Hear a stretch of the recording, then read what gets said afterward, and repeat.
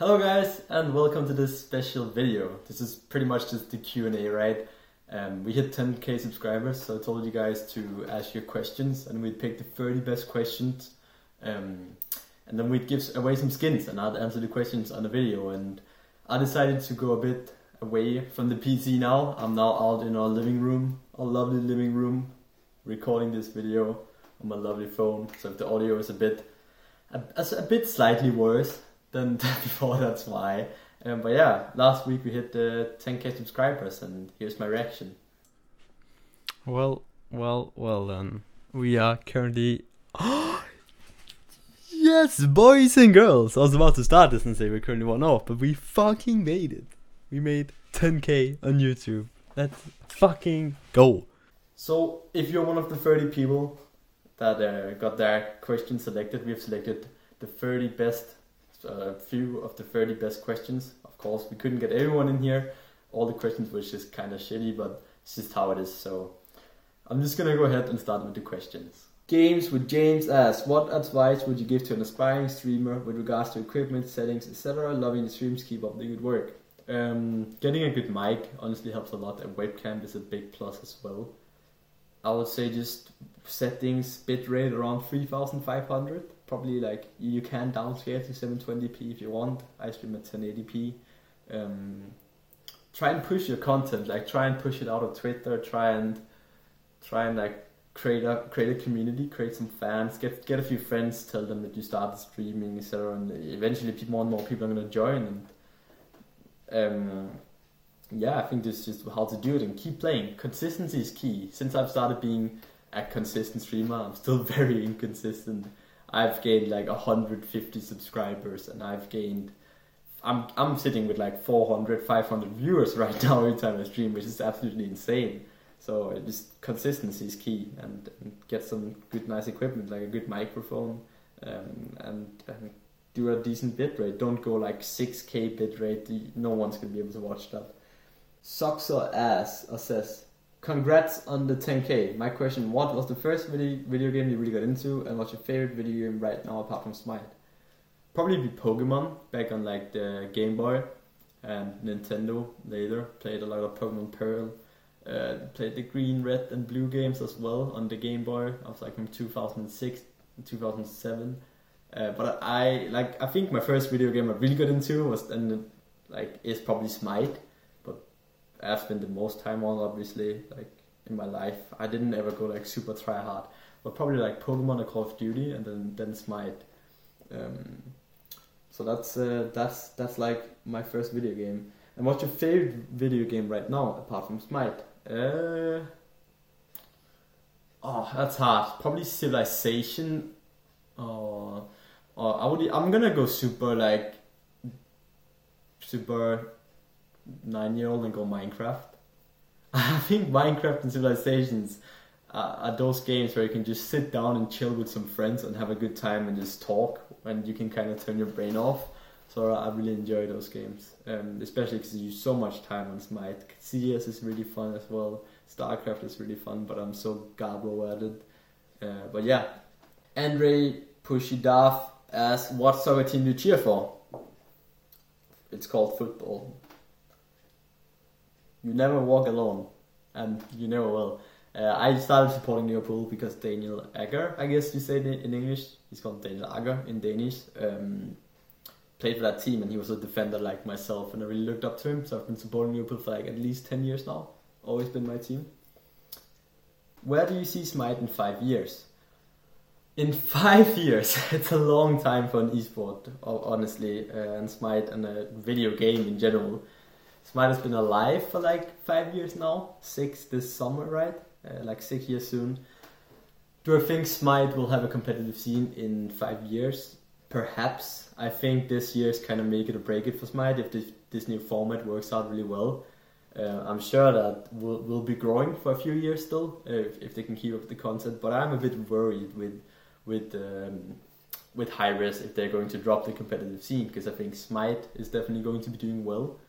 Because it's such a great idea. Like there's no way that people are gonna stop playing Arena and Joust and so on. So I think Smite is gonna stay alive. of the competitive scene. However, I'm not sure. It could be the same as it is now, pretty stagnant. It could be worse, like it would kind of get killed, or it could be a lot better. Who knows? Maybe we are all living in team houses in USA and having it like the Overwatch League. It all depends on where Hi-Rez want to take the game, and I'm putting my faith in them to do it well. So that's a question to your answer. That's an answer to your question. Nick Liu, congratulations EmilZy, amazing job and keep up the amazing content. The question is, besides the awesome Smite content you make as a pro player, where do you see yourself in 5 years? I'm very curious because I'm the same age as you and I have no idea. That's the hardest question, right? Everyone's like, where are you in 5 years? What job do you want and everything? And I'm not sure, like, in 5 years, it would be pretty sick if I would still be playing competitively. I would be 22 in 5 years. That's not even old for an esports player at all, right? They say you peak mechanically around like 21 to 23 years old. So I would be on my prime playing Smite, hopefully. But realistically, I'm probably doing some like education. I'm taking an education. Maybe I'm probably still doing Smite on the side. If I could, I would keep playing competitive Smite until the game dies. For now, but who knows in 5 years. If I had to be more realistic, I'm probably at the university right now or something. But I definitely think I have a lot of good years back in me for Smite. So it depends on how Smite is going. If Smite is still big in 5 years and I'm still good at it, I'll definitely be playing Smite. If I'm having fun with it. But if not, then I'll probably just be taking like, how do you say it? I'll probably be like going to uni or something. Unique Human was taken as, if you could have any job, is there any other one you would go for, like a pick besides being an esports pro? Like an astronaut, maybe? Not really. Like, I think esports pro is the best thing, like the thing I want to do right now. Any other jobs that interest me, like I have no clue what I'm gonna do when I grow up. So I think computer science sounds really nice. Maybe making your own business is something would be cool, like having your own company, but there's no like education one, like that's super cool.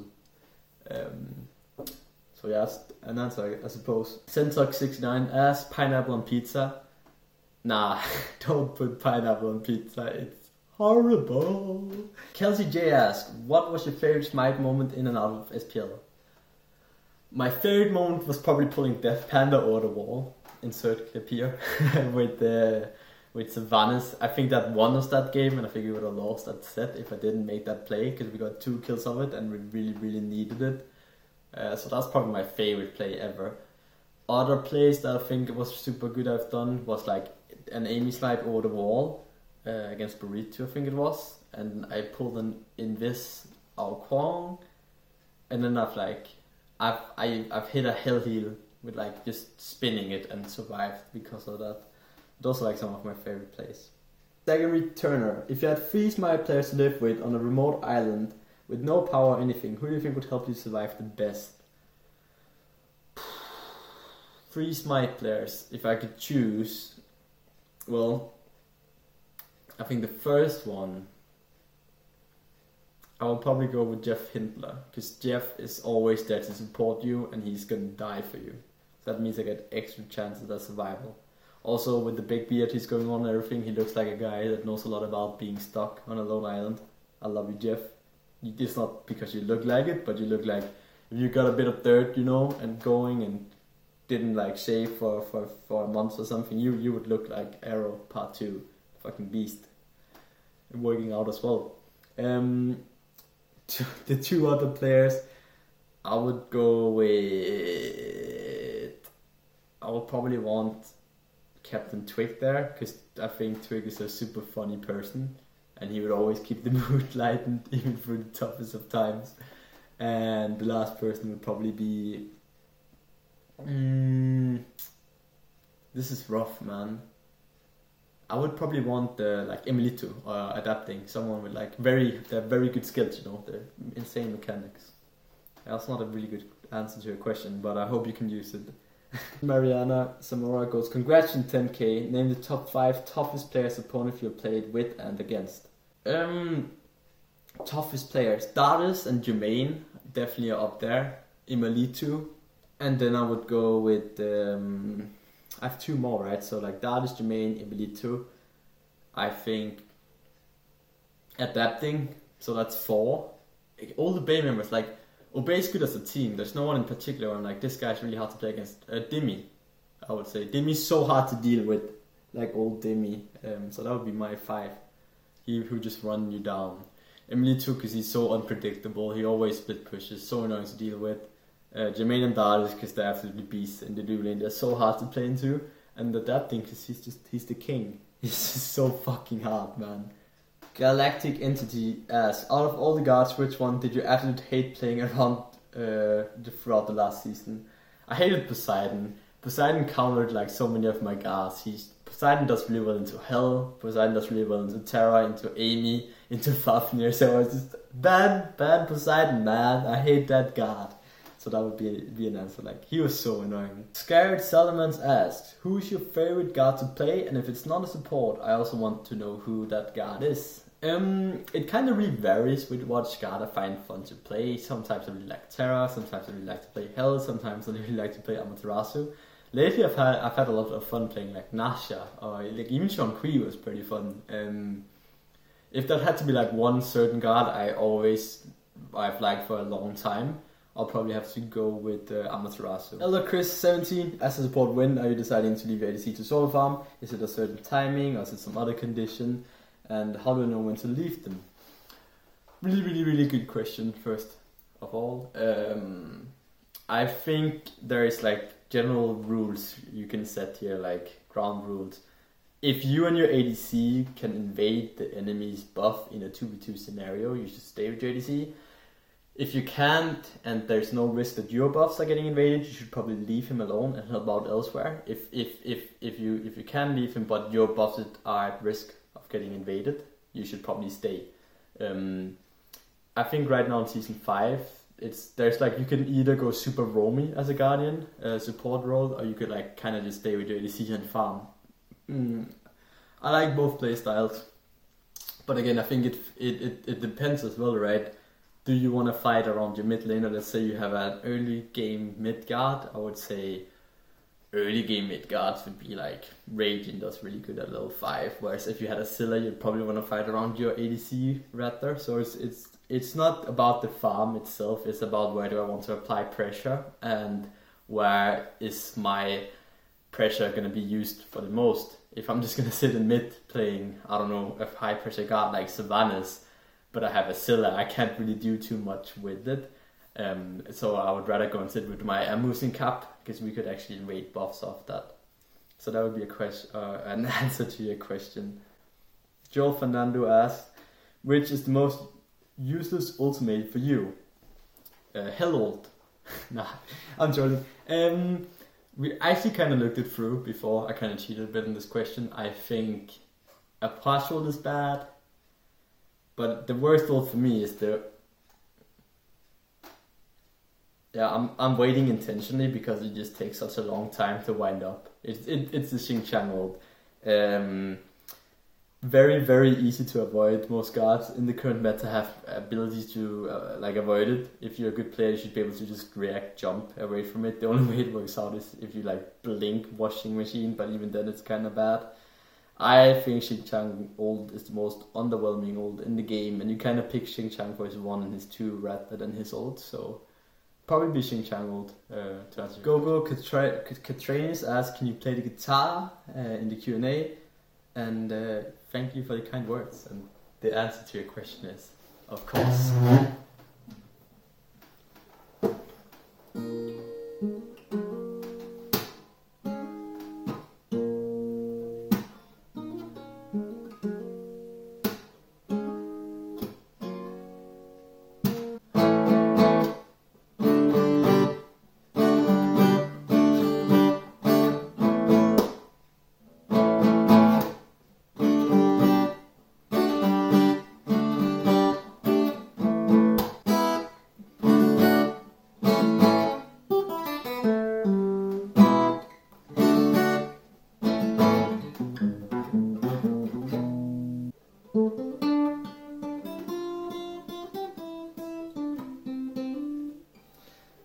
that's it for the guitar. They call me the Danish Slash.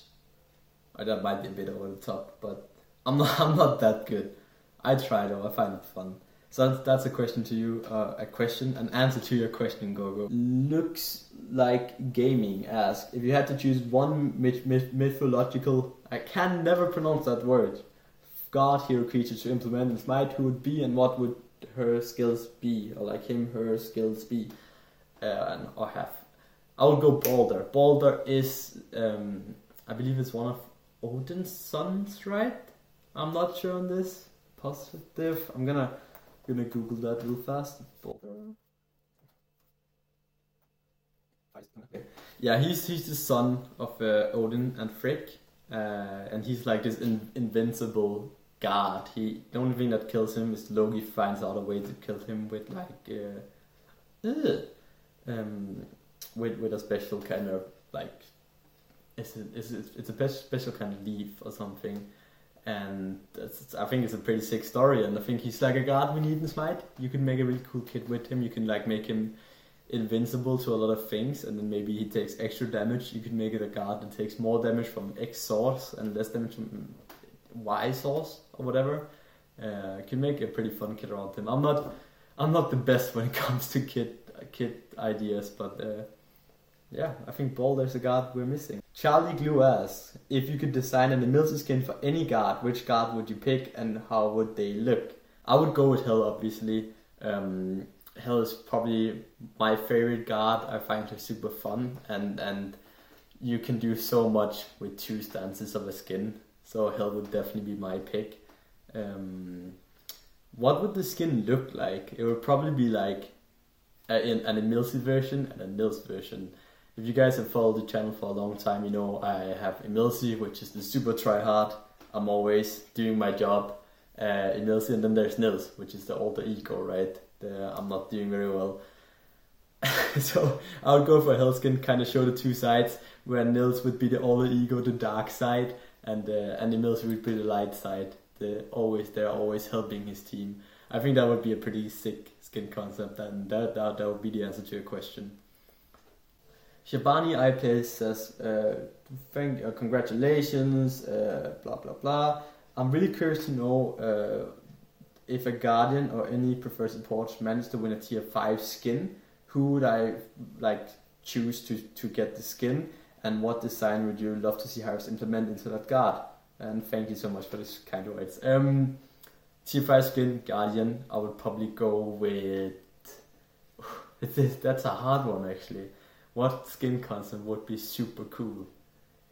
What about like a Fafnir Game of Thrones skin, a gender bend, what's it called? Drogon and Mrs.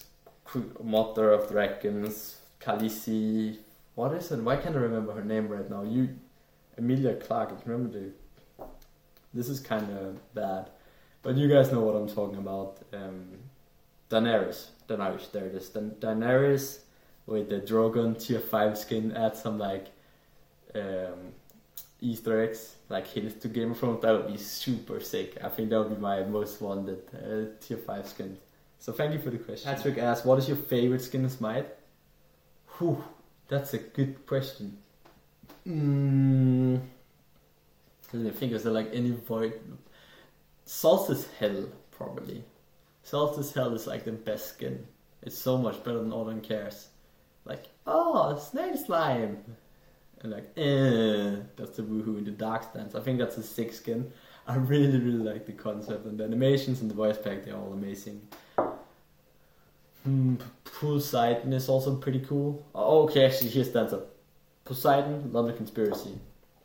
Best skin in the game. Jukeshon24, about your hair, is it the way that it naturally looks, or do you style it that way? And if you do, what inspires you to do that style, and if you plan to change it in the future? So yeah, I style my hair a lot. It's very, very, very precious. Can do a lot of styles with no. Usually what I do is I wake up, and then I'm like, ha, and I'm like, ha, I'm like, there we go. Now I'm ready. But no, I don't know how to really style my hair. I guess if this is called styling your hair, sure. But I don't use any products. I shampoo. I don't know. I got a comment that my hair looked like bread today. Like bread. I don't know about that. Luke Watson asked, do you play any other MOBAs, and if so, do I play support? Do you have any tips for a JAWS player trying to play Conquest? For example, how would they find what role to play or what role fits them? First question, I don't play any other MOBAs, so I don't really play support. I haven't really tried other MOBAs. I played Dota like once when I was 13. Didn't really like it too much. Any tips for a JAWS player trying to like find out their role? I mean, if you play mages, you probably want a mid. If you play like warriors and you really like the hybrid style, you probably want to go solo. If you like doing the buffs and kind of like go around on assassins or like with this like hybrid style or whatever, or even like full damage assassins, you probably want to jungle. Hunters, play hunter. And if you always play Bacchus or Sobek or Cabrakan, Guardian. Golden Bull 16 says, hey EmilZy, congratulations on the 10k subscribers. How did you get into Smite and became a good pro player at such a young age? I didn't realize you were so young and you act more mature than your age implies. And keep up the good videos. Thank you so much, first and foremost. How did I get into Smite? So my whole story of getting into Smite is I was like playing Call of Duty with my friends a lot, and I would watch this guy on YouTube called Only Sniper Steve, or Steve Swint, and he was playing a lot. He was making this sniping videos where he would like go from prestige 0 to like 5 or something, I think it was, and he would just snipe, only using snipers. So I watched that a lot. And then one day he uploaded a video with like Smite gameplay, and I figured, damn, I really want to try this game out, and I got a code eventually, and it just stuck with me. I've played it ever since I was like 12 years old, I believe, 11 years old. I can't remember. It's probably 12 years old. But yeah, it was super sick, honestly. Really enjoyed watching Steve, and he got me to Smite, then I started watching Drybear, etc. And how did I become a good pro player at such a young age? I'm not gonna I guess this is more how do you become a pro player at such a young age rather than how did you become a pro player. Obviously we have this series going on right now every Friday, you guys can go and watch that. 11 p.m. CT, 5 p.m. EST. It's called How to Go Pro. So if you want more insight on the other question, like how do you go pro and stuff, and want to hear my story and other people's story, go and watch that. But what it takes, honestly, when you're so young is it takes a lot of maturity. Gonna be a bit toot my own horn or whatever we say a bit now. It takes, you need to obviously need to speak English at a pretty decent level so people understand you, at least if English is not your first language. And just mechanical skill, honestly, that's what young people have that's so sought after. I don't think that you're ever gonna pick a younger player if they're at the same mechanical skill level, unless the attitude is different or whatever. I think you're always gonna go for the more experienced player. So just having really, really sick mechanics and stuff is gonna help you out, and it helped me out at least. Ethan Ballack asked, what got you into and keeps you into Smite as a game? Well, I said Steve Swint got me into Smite, and I think, more specifically, I just think Smite is so fun. There's no game that's compares to another. There's no, every game is different, and I think that's super fun. What keeps me in the game is constantly trying to figure out new stuff. It's the competitive side of Smite, and it's kind of the same still, that every game is different, right? You gotta always be ready with a plan, you gotta always react, and playing competitive is super fun. So those three things kind of combined is what keeps me playing. Unparalleled asks, how long did it take you to go pro, and who approached you to recruit you to that team? It took a year or something, 1.5 years. It was probably a year where I was decided now I want to go pro. It was actually Variety from Team Dignitas. He was on Worth Gaming back then. He contacted me because Jake, Princess Tomato, their support player, was going out camping. So I was gonna sub in for them in the weekly tournament, and we ended up winning that tournament, beating C9, TSM in the semi-final, and C9 in the final. So that was absolutely crazy. It was a crazy experience, and it's just been uphill or downhill. It's been going, my career's been going up ever since, or whatever you say. John Strong asked, do you consider a hot dog a sandwich? What? I mean, I guess there is some explanation here where it actually is a sandwich because, but no, I wouldn't do that. I guess in theory it is a sandwich, but it's a hot dog. Is a hot dog. Then you would be like, I don't know. I think a hot dog is a hot dog. It's just how it goes. Yeah, a hot dog is a hot dog. It's not a sandwich, although it could be in theory. Alright, Shady Eagle asks, what's the biggest hurdle you had to overcome to become a more confident support player? Okay, this one was a specific point in my career where I was like, I was really nervous or whatever you can say. This was before Worth Gaming, not Team Coast, Worth Gaming. I was on a team called Team Spray, actually with Yamin as well on NRG now. But we played around this guy called Sprayon. He is an old pro, TSM I believe he was on. And Sprayon, like I was playing Odin, I remember specifically, and he was like, why aren't you not jumping in? You need to be a lot more aggressive, because I was super passive and scared that I would make a mistake. But then he was like, yeah, just jump, I got you. And I just started jumping in and I became super aggressive. And honestly, that's like the biggest turning point for me. Because when that happened, I learned to play aggressive. I learned not to be scared. I improved so much for not being scared. So that's definitely, it was like the biggest hurdle, I guess you can say, to overcome for me. Alan Cunningham, if you could go back to the beginning of your Smite career and tell yourself one thing, what would it be? I would probably tell myself, I'm going to go with two things. The first thing is be confident and don't be scared. And the second thing would be don't BM people, don't be toxic. Like everything you say now can be used against you later. Let's say you talk shit about someone 3 years ago, but now you want to be in a team with them. It's probably not going to work out. Young Money 892, if you could play any other game professionally, which one would it be and why?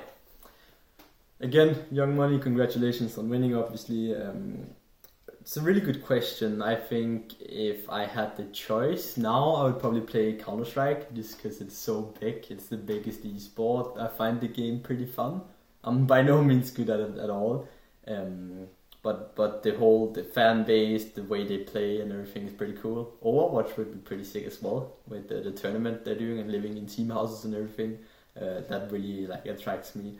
So I would say Overwatch or Counter-Strike. Yeah. Eric the Viking asks, if you don't get support in your games, what is your next go-to role that you enjoy the most? It's probably Hunter or Jungle. And I just really enjoy playing those roles. Like, I think ADC is super fun. Playing the opposite, like, duo partner on the duo lane is kind of fun. And jungler, I mean, support is kind of like always a half jungler, so it reminds me a lot of the support role. And those are my go-to roles, I guess you can say. Ted Perlehart asks, what does playing the support role mean to you? I guess if we can go on a bit of a deeper level, I guess in my whole life I've kind of been this supportive personality. I was a defender on my football team, soccer if you're American, a captain as well, team captain, just the defender. I was playing sweeper, which is basically you're kind of laying there supporting the rest of your team. As a person myself, I find myself very like supportive as well. Has a lot of friends I support and I would do anything for. So I think that's kind of what it means to me. Is I mean, this is, I guess it's not answering how much it means to me, but I think it kind of reflects my personality, if that makes sense, and it means a lot to me that I can play that role, and because that's what I'm good at in life, in my opinion. It's just supporting other people, still being able to kind of go off the grid sometimes and do some fun stuff, do some flavor picks or whatever, but playing support means the world to me. I'm really glad to have the role I'm playing. I am one of the support players, I would say, that would not look to roles. That's gonna make it for this video. I hope you guys enjoyed it. If you did, make sure to comment if you have any like other questions. And yeah, thank you so much for 10k subscribers. I really do appreciate it. And we're skyrocketing. We're like almost at 12k now. It's crazy how much it's exploding. So thank you so much. I hope you guys enjoyed the Q&A. If you did, like, comment, subscribe, press the bell. And until next time, guys, peace out.